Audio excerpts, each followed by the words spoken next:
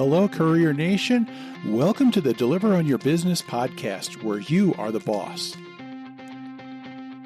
Each week, we talk about how to make the most of your business as an independent contractor, as a courier delivering for gig economy apps like Grubhub, Doordash, Postmates, Uber Eats, and so many others.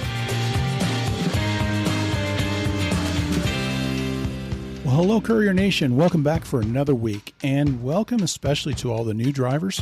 I know there's a lot of new folks out there that are just getting started with doing deliveries for Doordash, Uber Eats, Instacart, and so many others. If that's you, if you're new, welcome aboard, welcome to the club.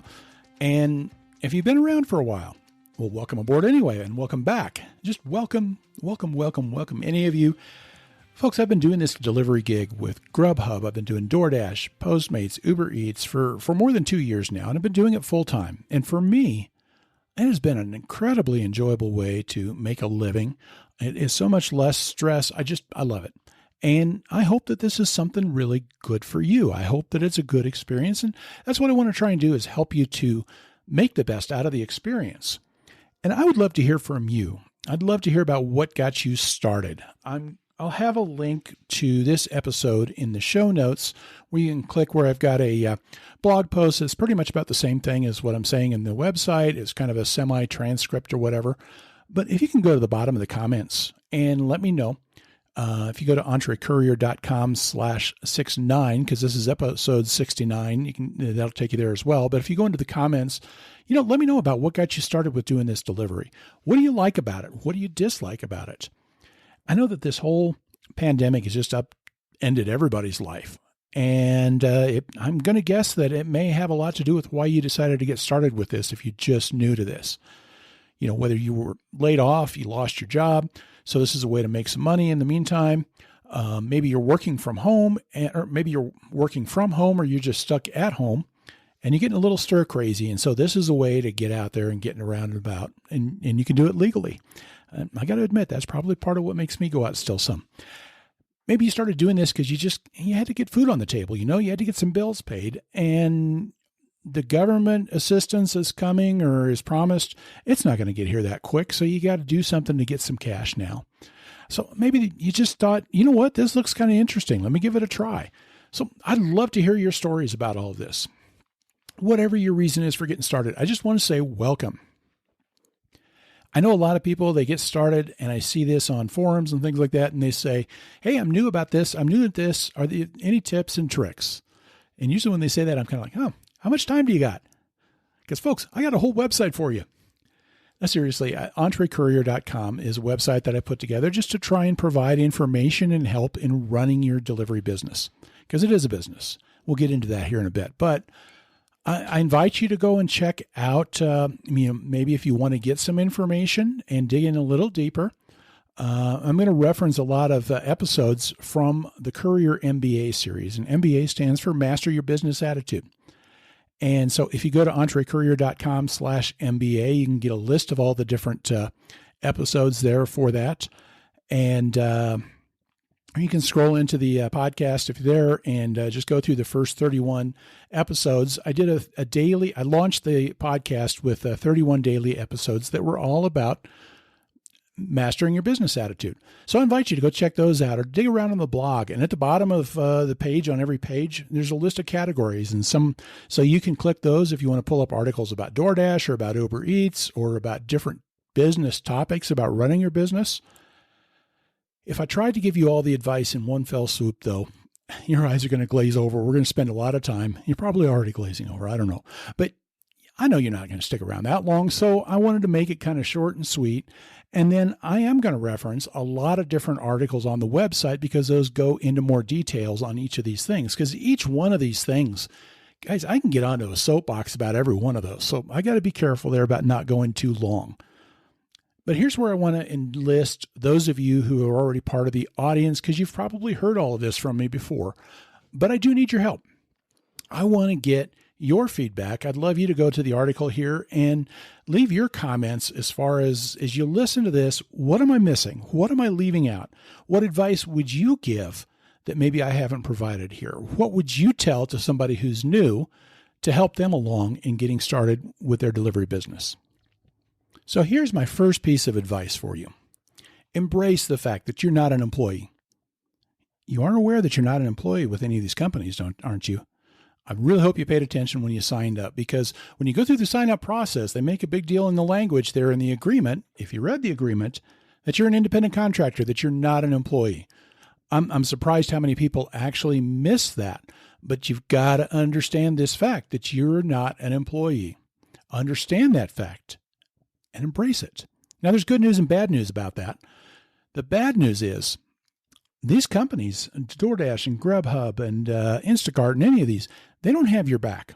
They don't have your back not even like they should if you were an employee. You've got to know this part. You've got to understand this. You are kind of left flapping in the wind here because you're a contractor and not an employee, and you don't have the protections, and these companies are not looking out for you.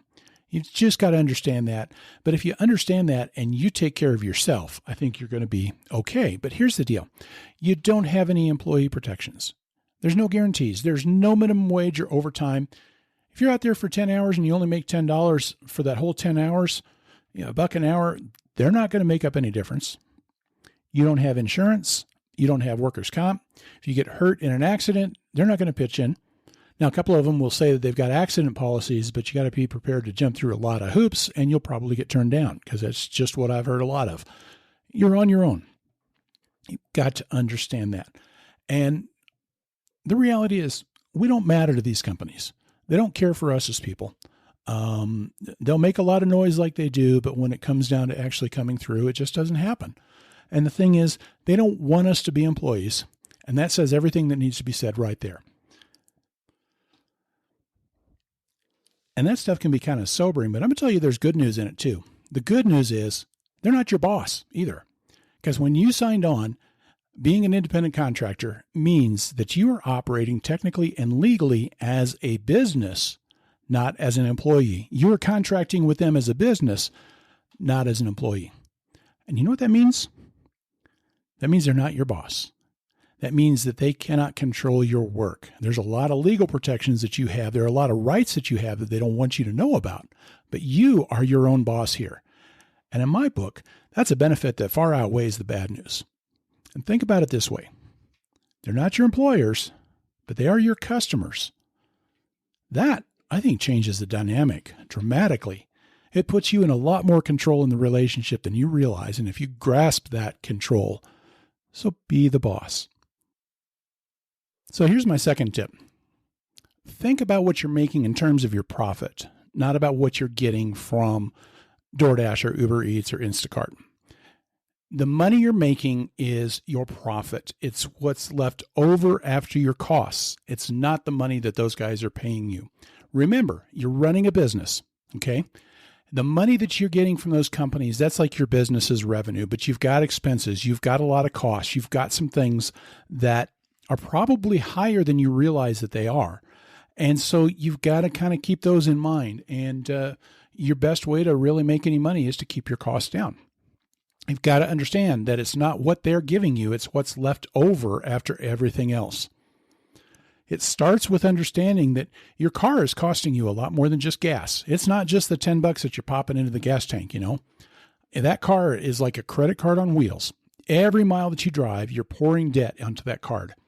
You pay that debt when you've got to do maintenance, when you've got to do repairs, when you've got to replace the timing belt or the tires or anything like that. You pay that debt when you sell or trade, and you get a lot less money because of those miles. Those are all costs that are directly related to the miles that you drive. And so it costs you, every mile that you drive is actually costing you money, but it's money that you've got to pay later. We don't think about that because, it doesn't come out of our pocket right away, but it does cost you. And so I really recommend you check out episode 18. Go to entrecourier.com/18 and see what your car is really costing you. I also recommend you go to entrecourier.com/30 or episode 30 because it talks about giving yourself a paycheck. Because there's a lot of other stuff that, normal job is going to cover. Most normal jobs, you've got some holiday pay or you've got some sick pay. Maybe you're building up vacation pay. We don't get any of that as an independent contractor. And yet, it's kind of like you get those things paid for as an employee. So they're kind of like extras. You see where I'm going with that? And now the thing is you can have those things, but you've got to give it to yourself. Now, this is something that I've been able to do, that I've figured out a certain amount to put away every week. And that way, if I get sick, if I've got to take some time off, if it's unexpected, or if I want to take some vacation time, I've got that money that I use that's my pay then during those times. And that really came in handy during this pandemic when I took some time off of deliveries. So it's something that you can do. It's something I think you should do.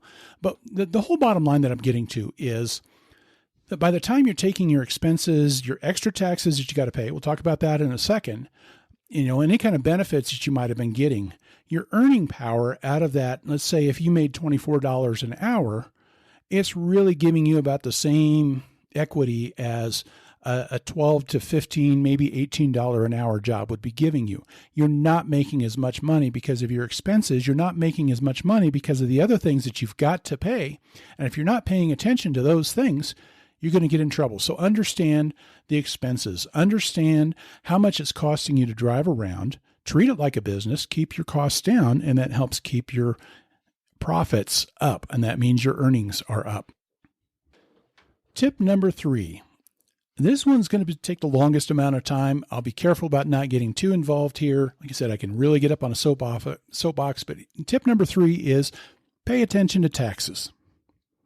Now, if you haven't been paying attention, you got to understand this. Nobody's taking taxes out for you. You're completely on your own as far as your taxes, and that includes your Social Security and Medicare. This kind of piggybacks on number 2. The idea is that, the taxes are a part of the money that you're making. And here's the thing that gets us in trouble. I think it has to do with the fact that we're used to filing our income taxes. And with filing our income taxes, what we are used to is you've got all your deductions, your exemptions and everything. So you're used to the fact that you got to make a certain amount of money before you start owing taxes, right? But here's the thing that we don't pay attention to, because we don't have to. We don't have to file our Social Security, our Medicare, our FICA taxes. We don't have to file anything with that. We see it on our pay stub, but that's about as far as it goes. And so you don't think about that. But the reality is those things are charged against every dollar you make. It doesn't matter what your exemptions are. It doesn't matter what your deductions are. It doesn't matter any of that stuff. You owe that money. When you're self-employed, you've got to take that money out yourself. And it's what's called self-employment tax. Now, here's the thing is you pay twice as much of that as a contractor as you do as an employee, because there is a part where your employer is supposed to pay half of that. Well, when you're self-employed, you're both the employer and the employee, and you got to pay both halves of that. So it's 15.3% of every dollar. There's no standard deduction. There's no exemptions, every dollar. So you've got to be ready for that. Now, I've got a whole series of articles on taxes. I called it the Tax Guide. If you go to entrecourier.com/tax-guide, and you can see, all the different things that are written out about a lot of different topics relating to taxes. So I've got that there so that you can go into a lot more depth. What I would really recommend you do is you start with an article that I've got in there. It's the last article in that series. It's about how much to save, because that's the first part that you really want to start paying attention to is saving that money for your taxes. You can go to entrecourier.com/tax-savings, entrecourier.com/tax-savings, and that'll get a little more into detail with that. Here's a couple of quick points that I want to cover about your taxes. First, your taxes are based on your profit, not your earnings. That's good news. What that means is if you got $1,000 from Instacart, you don't pay taxes on $1,000. You pay taxes on what's left over after your expenses. And this helps you a lot, because the higher the expenses, that means the lower that your profits and the lower that your taxes. Now, the second thing you want to realize here is you don't have to itemize to claim those expenses. I think a lot of people have this misconception that I can't claim expenses because I don't make enough, I don't have enough deductions to itemize. Well, you don't have to, because your expenses for your business are reported in a completely different place. They're not part of your itemized or standard deductions. You can claim your expenses as a business owner, even if you take the standard deduction. The third thing is, that means you've got to track your expenses. You don't have a reason not to. And unless you just like paying extra taxes, if you want to give your money away to the IRS, have at it. but you've got to have a record of your expenses to be able to claim them. So here's the bottom line is you're running a business, and that means you've got to keep some records. Going from that, your next thing about taxes is your biggest expense is your miles. And the IRS makes it real easy with miles because they don't require you to track every little cost. It's not a bad idea to do it, but you don't have to worry about tracking every gallon of gas that you put in your car and every oil change and all of those things, because you have a choice. You can either take just a 57.5 cent per mile deduction, or you can add up all those other things.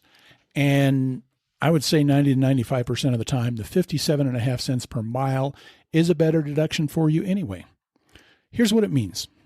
If you made $1,000, you drove 1,000 miles, you can claim that 57.5 cents. That means you're claiming $575 in expenses.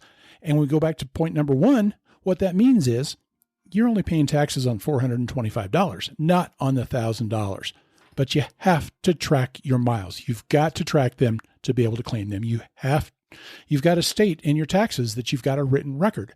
And so here's the deal, folks. You're literally getting paid to track your miles. So I would recommend you go to entrecourier.com/miles. There's an article on there about what the IRS requires and what you've got to do to track those miles. And finally, you've got to save your money for your taxes. I mentioned the article already, but pay attention, save your money, put it aside where you can't spend it. Track your miles, save for taxes. You've got to do this.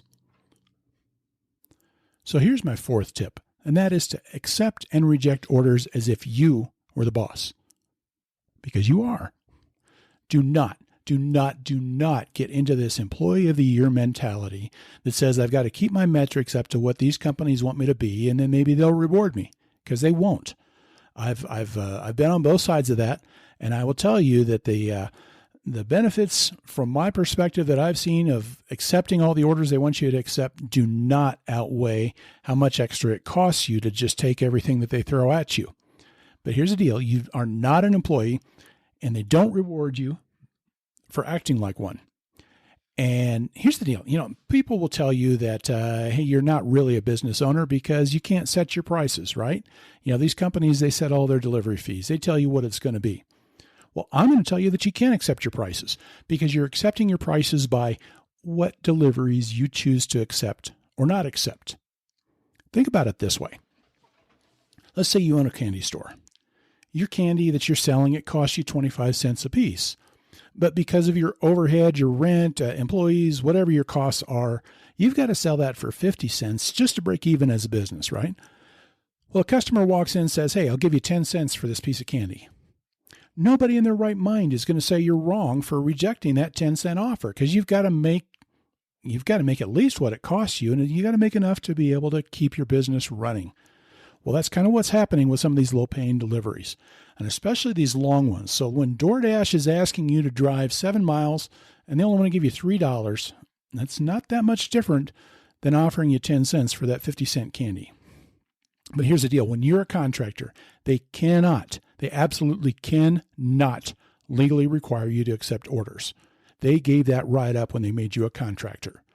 And the number one rule when you're dealing with contractors is you cannot control the work of the contractor. And these companies, they've been sued and they've lost a lot of money because they've tried to do that in the past. So do not be pressured into taking deliveries that don't make sense. Now, my best advice is you got to pay close attention to the delivery offers you get. And really the best advice that I can give you, if you want something just really, really super simple, the faster the better. If you can get that delivery done really quick, I think it's more likely to be worth taking no matter what the dollar amount than if it's going to take a long time to deliver. And if that delivery is going to take 45 minutes to an hour, even if that's a $15, $20 delivery, it's usually not that good of a deal because it takes so much time. Now, I have found, I've done a lot of measuring, I've tested, I've measured some more, and what I've found is that the amount of time that a delivery is going to take is going to be a better indicator of what your profit per hour is going to be than what the dollar amount is that's attached to it. Pay more attention to how quickly you can get the delivery done, and I think you're going to be in good shape. Go for short and fast. Now, if you want some more detail, a little more depth into advice on that, I recommend a couple of episodes or the articles that go with them. Episode 8, it kind of sets the stage because it talks about how important it is to understand your profit per hour. So if you go to entrecourier.com/8 and you understand that your best measurement is how much your profit is for every hour that you're doing your work. In episode 12, I go into depth about the 40-cent rule and using that to evaluate deliveries. And here's that rule in a nutshell. entrecourier.com/12. And basically it just says, if a delivery pays 40 cents a minute, it's good. And if it's not 40 cents a minute, then don't take it. And even if that delivery is like $20 plus, if it's not paying you that $24 an hour or whatever your rate is that you set, it's just not worth taking. Profit per hour is so important. The bottom line is you want to get good at figuring out how long a delivery is going to take. You want to start to be able to understand how long the restaurant's going to take to get that food ready, how long it's going to take you to drive to the restaurant, to the customer. And once you get a feel for that, you're going to get really, really good at making decisions about your deliveries. But the bottom line is you get to be the one to make the decisions. It is on you to decide whether or not that delivery meets your price. Set your price. Be the boss. Tip number 5 is make sure you're insured. Because you may not realize this, but you probably are not insured when you're doing deliveries. Here's the deal. Most personal insurance policies, they've got language in there that says that if you're doing delivery work, if you're doing commercial work, different things like that, they will not cover you if you're in an accident. And that means while you're doing deliveries, you are uninsured.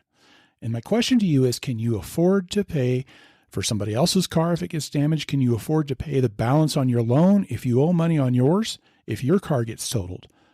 Do not, I repeat, do not take another delivery until you know for sure that you're insured. It's just too risky.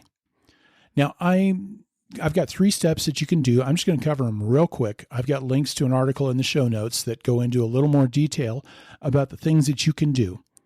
But here are the steps in a nutshell. Number 1, find out. Check your policy. Call your agent if you have to. Look for any kind of information that says you're excluded for, there's a word that they call livery, which stands for transporting goods or passengers for hire, and that includes delivery.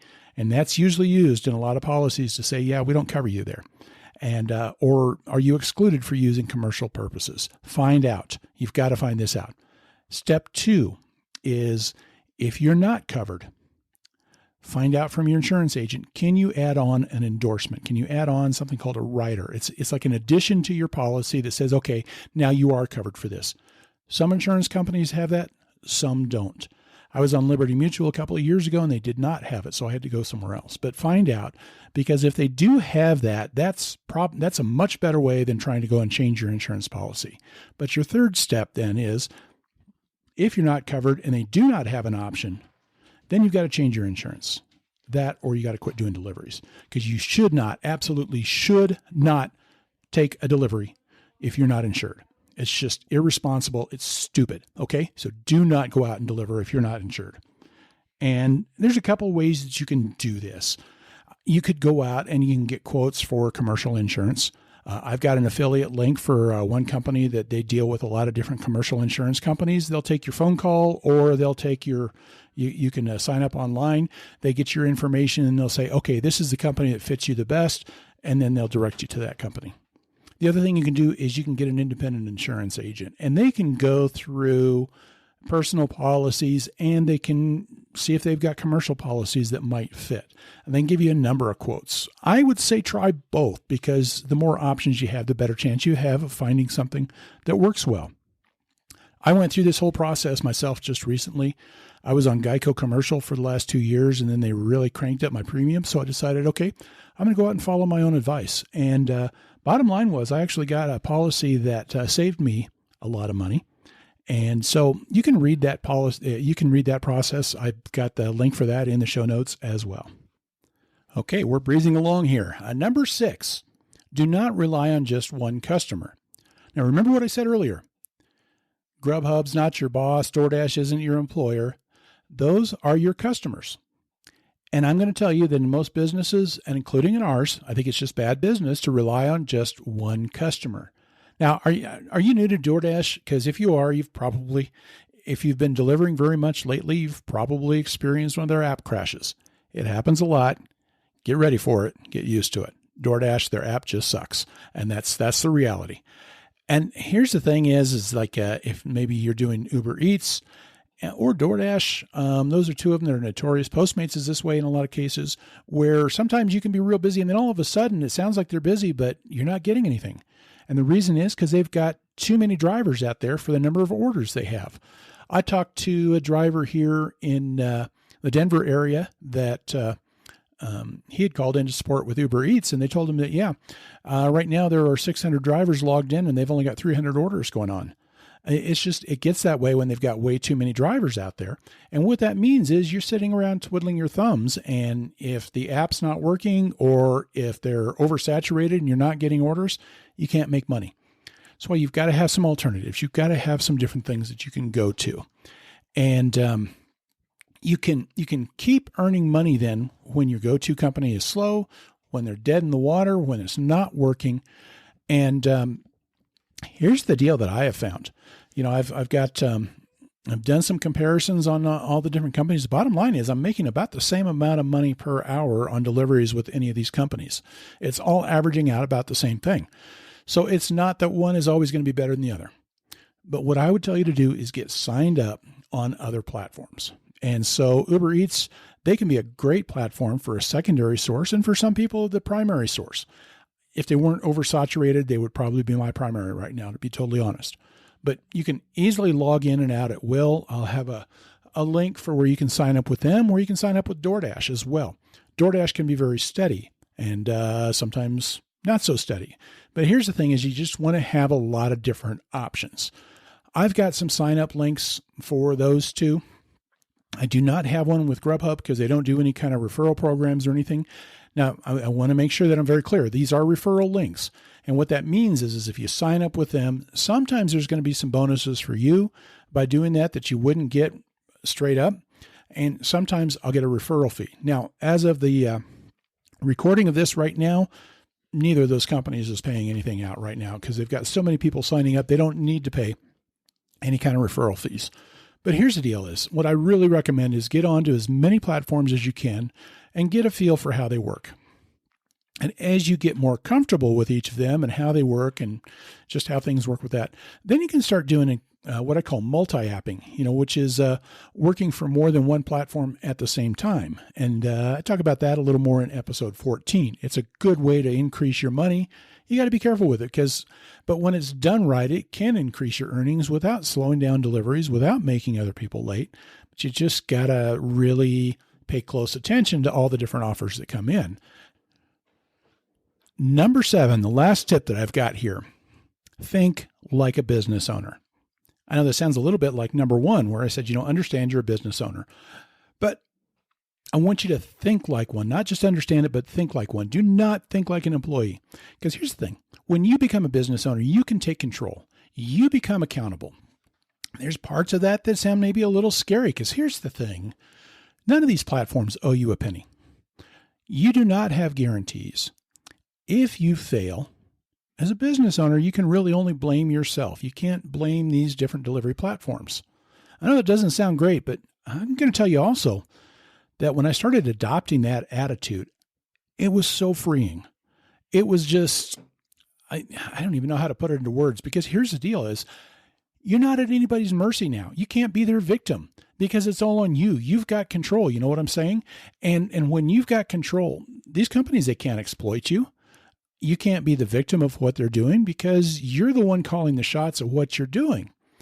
And so you see the good, you see the bad that these companies do, and then you get to make choices.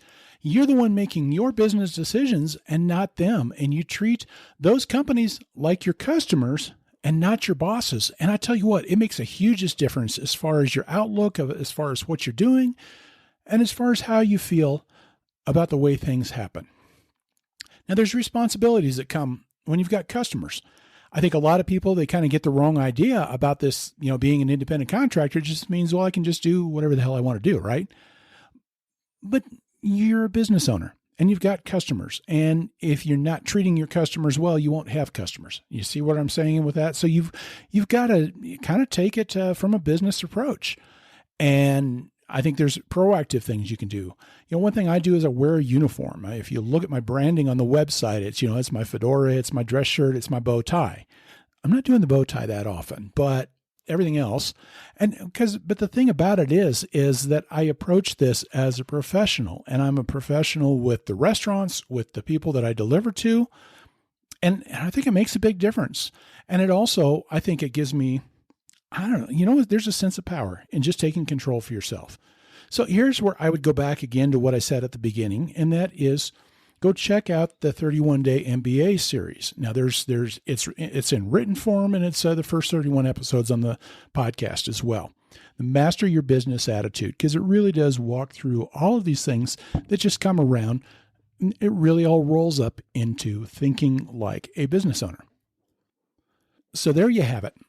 7 tips, 7 ideas. I hope they're really useful for you. I think you can roll them up into one overriding piece of advice, and that is take control. Be the boss.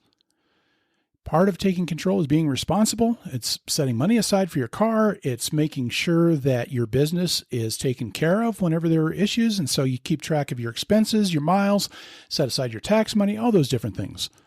Part of it is you're making business decisions. You're running this like a business. And if you take that attitude, if you take control, I think you're going to find yourself doing a lot better. You're going to feel a lot better about what you're doing than if you take an employee mindset and just let yourself feel like a victim when things don't go well. These companies, you know what? They're going to do things like they cut delivery fees. You know what? They cut my fees and I made more money. Uber Eats did that recently, and it was a huge slash in what they've cut from what they're paying us. And the crazy thing is I'm making a lot more money with Uber Eats than ever. It's because I took control rather than playing the victim. I looked for the things that it's like, okay, how does this work for me? And it makes a difference when you take control, because now nobody's cutting your prices on you. You get to take control of your own destiny. So adapt, adjust, take your business into your own hands. I think you're going to do fantastic. Now, maybe you're only planning to do this for a few weeks until things open up again. Maybe this has been a pleasant surprise, and you might be planning on doing this for a while. I know there's probably some of you that are thinking, this could make a good full-time gig. And there are times that it can. I do it full-time. But if you want to really make this work, the key to your success is to take control. That's what this whole podcast is about. That's what the website's about, provide information and encouragement to help you think like a business owner. But in the end, it is up to you to be the boss.